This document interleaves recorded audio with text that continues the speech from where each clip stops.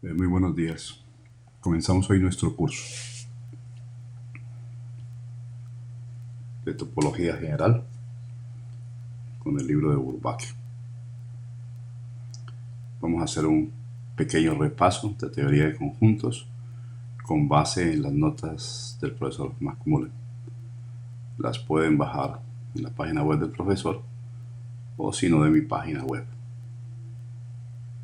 Pero para ello tendrán que estar inscritos en el curso. Comencemos por los axiomas de la teoría de conjuntos.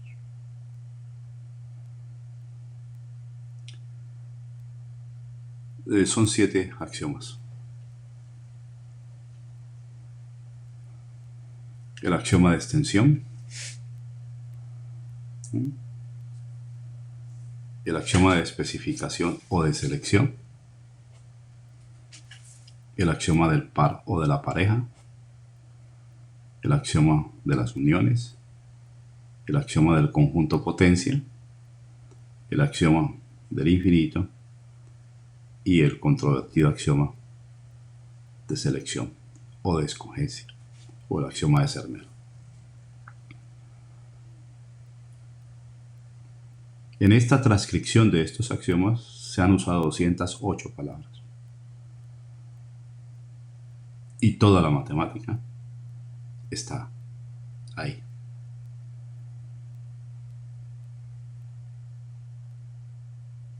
La matemática podría definirse como el conjunto de todos los teoremas que se pueden deducir de estas 208 palabras. Sorprende, ¿no? La capacidad de síntesis a la que ha llegado las matemáticas. En una descripción formal, pues hay términos que no se definen y los axiomas nos dan, en cierto sentido, las definiciones implícitas.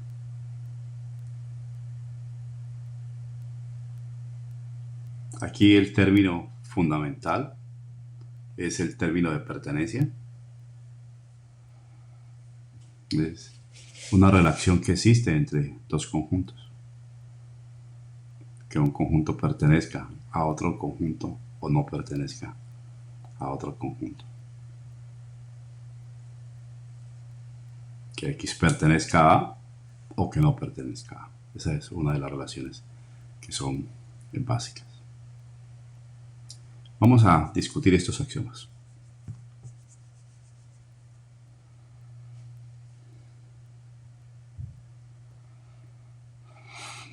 El axioma de extensión. Este axioma es un axioma bastante curioso, ¿no? Porque es el único axioma que no es constructivo. Todos los demás otros axiomas vamos a ver que nos permiten construir conjuntos a partir de otros conjuntos. Este es un axioma que pertenece más al terreno de la lógica, ¿no? Porque el concepto de igualdad es un concepto realmente lógico, ¿no? Entonces nosotros decimos que dos cosas son iguales, pues cuando, por ejemplo, en cualquier discusión o argumentación que hagamos, si cambiamos la una por la otra, la discusión sigue siendo la misma. Eso es lo que nos quiere decir el profesor McMullen en este párrafo.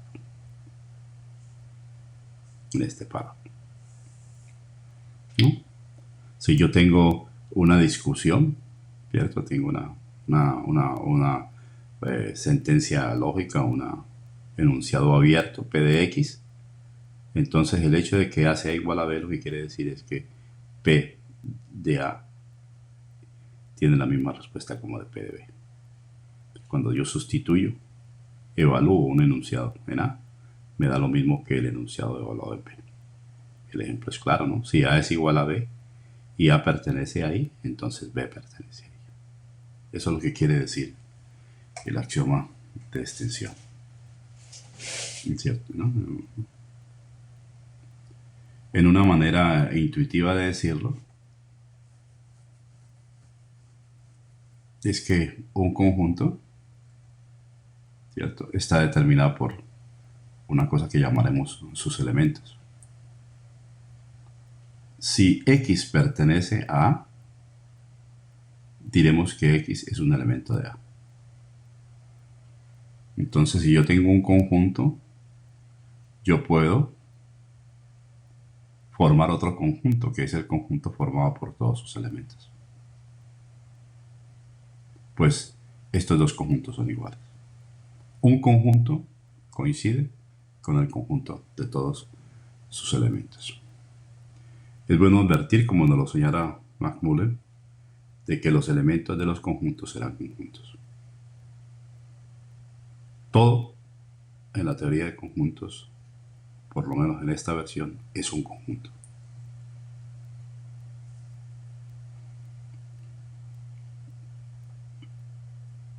Es un conjunto.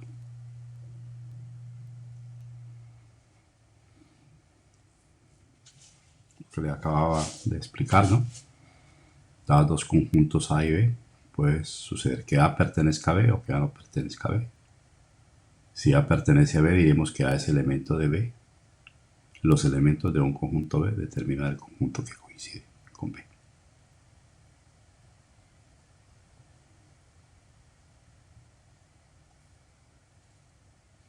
El axioma de selección. Es preferible llamarlo selección a especificación, porque realmente lo que estamos haciendo es de un conjunto seleccionando un subconjunto, en cierto sentido.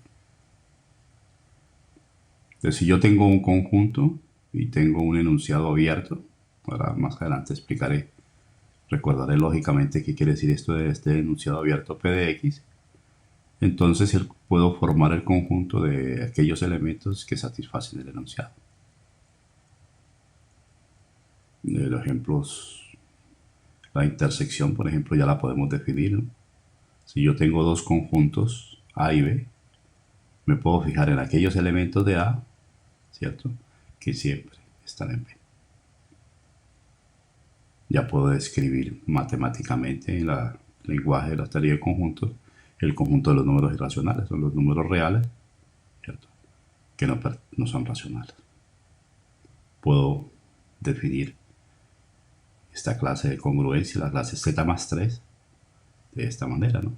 Son todos los números naturales tales que existe un m en Z tal que n es igual a m más 3.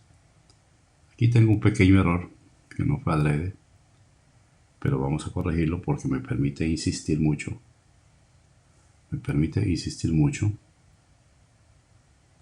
Aquí tenemos que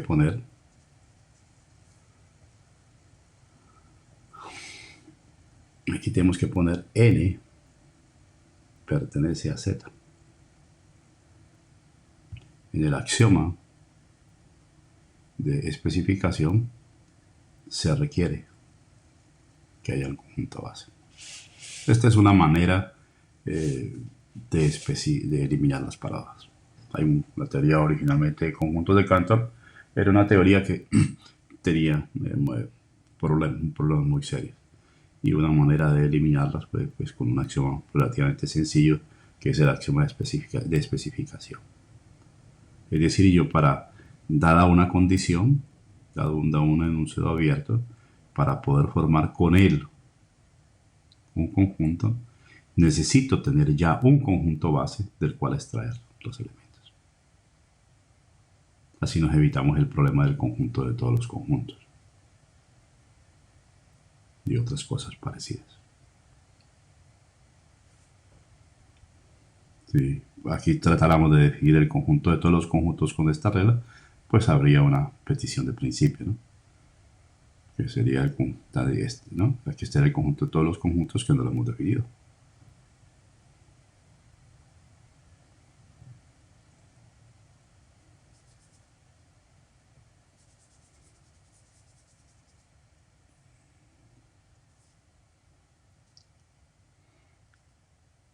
Antes de continuar, vamos a aclarar un poco esto de la lógica, que sería importante.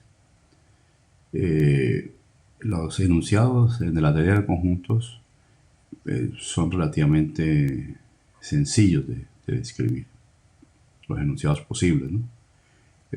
Lo importante es distinguir que solamente tenemos dos enunciados de tipo atómico. El X pertenece a o el es A igual a B, son los dos únicos enunciados atómicos. ¿Cierto? Y hay unos operadores lógicos que es el I, el O inclusivo de las matemáticas, el implica, el sí, solo sí, el sí, solo sí, el no, el existe y el todo. Estamos en una lógica que admite, pues una lógica de primer orden que admite los cuantificadores existenciales y para todo, que es la lógica que necesitamos para desarrollar toda la teoría desde el punto de vista axiomático. Tenemos algunas abreviaciones que sería bueno recordarlas, o otras maneras de decir las cosas, es que esta expresión es lo mismo que sí, E1, entonces E2, E1 sí, solo sí, E2, o también de la forma abreviada E1 sí, sí, E2. Les podemos dar ejemplos donde hemos aplicado estos operadores lógicos. Si yo tengo el atómico X pertenece a y tengo el atómico X pertenece a B, pues puedo hacer la conjunción, puedo hacer la disyunción, puedo negar el enunciado, de forma abreviada lo puedo escribir así, puedo negar este enunciado, lo puedo escribir de forma abreviada así, puedo tener un enunciado un poco más complejo, A pertenece a B, A está contenido en B, sí, solo sí, para todo X, X que pertenece a implica que X pertenece a B. Si A es igual a B, entonces A y contenido en B. Estos son ejemplos de enunciados de tipo lógico. Pasemos a aclarar lo de las variables libres y los enunciados abiertos. En este enunciado, por ejemplo, este es un enunciado, ¿no? Aquí tengo un conjunto formado por la pareja de otros dos conjuntos. Aquí tengo un conjunto R y este enunciado pues, le existe un I tal que XY pertenece a R. La variable X es libre, ¿no? En este enunciado la variable X es libre porque no es alcanzada por el efecto de un cuantificador. Esta expresión solamente tiene el cuantificador existe, pero ese existe afecta solamente a la Y, afecta a la X. Entonces, la variable X es libre, ¿no? En cambio, la variable Y sí está ligada. La variable Y en este enunciado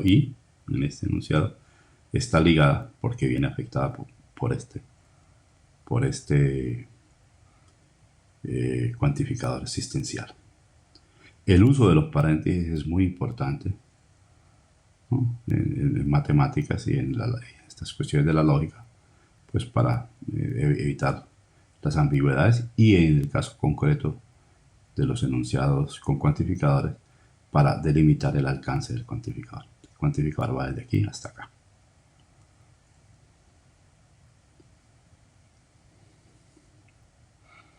Una curva peligrosa, esas que nos gusta Bourbaki, es muy importante, es que es posible que tengamos, vamos a admitir el cumplimiento, ¿no?, de unas ciertas igualdades que son básicamente ciertas, ¿no?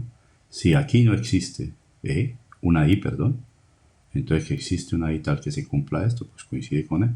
Y lo mismo que para todo I, bueno, esto es cuando I no ocurre en E. Cuando I no ocurre en E. Es cuando I no ocurre en E.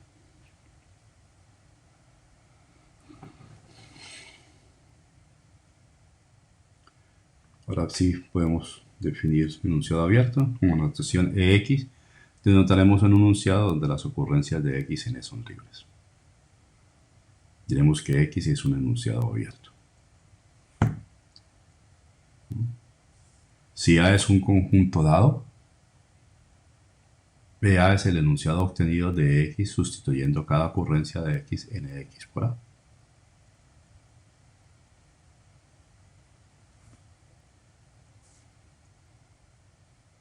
Por ejemplo, si yo tengo existo en X, tal que X si el enunciado de X ese SysTI tal que la pareja de X y pertenece a R. EA, llamado la evaluación de X en A, es el enunciado de SysTI, ¿cierto? El SysTI tal que A y pertenece a R. En un ejemplo, por ejemplo, si yo sé que R está formado por las parejas A1, E2, I3, O4, U5, EA es cierto, porque existe el I, que en este caso sería 1, tal que A1 está en R. Pero EB no es falso. EB es falso, porque para B no existe ningún I.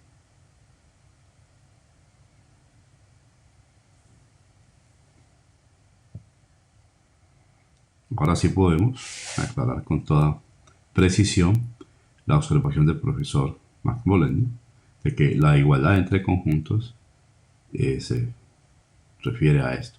Los dos conjuntos son iguales si y solo si A es igual a B para cualquier enunciado de X. Por ejemplo, si A es igual a B, A pertenece a I, implica que B pertenece a I.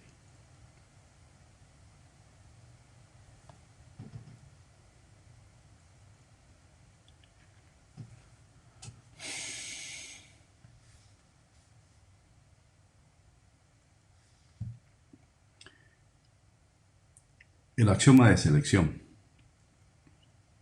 que en inglés se suele llamar el axioma de especificación, es lo que acabamos de ver, ¿no?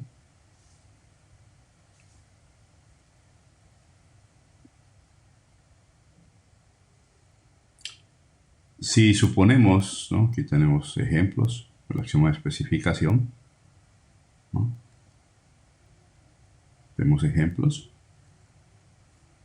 la intersección, el de los racionales, ¿cierto? Vamos a suponer que existe un conjunto A, ¿no? Entonces, por el axioma de selección, podemos formar este conjunto. Este conjunto es el conjunto vacío, ¿no? Porque no existe ningún conjunto, ¿cierto? No existe ningún conjunto que sea diferente a él mismo. Entonces, el conjunto vacío.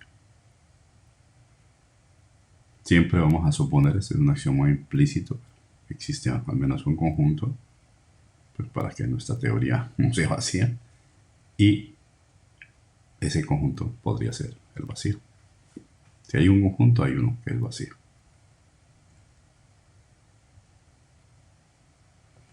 Miremos una aplicación interesante de estas precisiones que hemos hecho.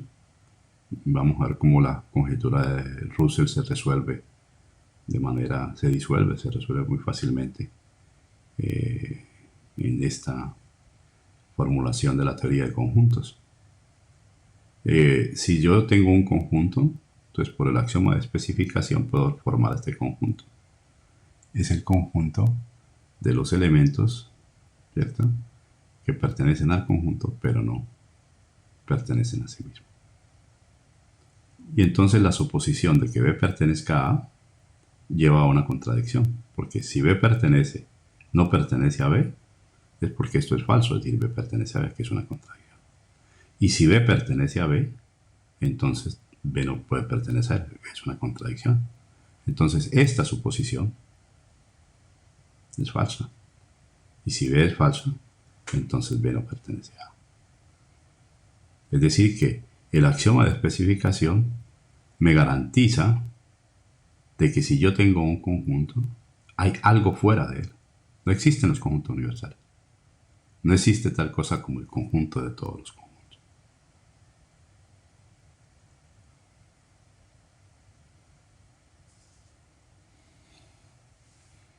Ahora, yo puedo, ¿cierto?, pensar en el conjunto de todos los conjuntos. No, nadie me lo impide, yo lo puedo pensar. Pero yo sé, por esta teoría, de que esa unidad, esa entidad que yo he concebido, no es un conjunto. O sea, el conjunto de todos los conjuntos no es un conjunto. a pesar de que me lo puedo pensar y que lo puedo imaginar y muchas cosas que puedo decir de él. Y ese conjunto no es un conjunto porque el conjunto de todos los conjuntos sería un conjunto universal. Y ya sabemos de que eso no es cierto. No existen conjuntos universales. En algunas teorías a estas entidades, ¿cierto? Estas reuniones inmensas de cosas, ¿cierto? Que no son conjuntos, se las llaman clases. Por eso la palabra clase es bueno en matemáticas no hacerla sinónima de conjunto, ¿no? Entonces, una cosa que podría ser una curva peligrosa las de Bupake es que clase, ¿cierto? No es sinónimo de conjunto.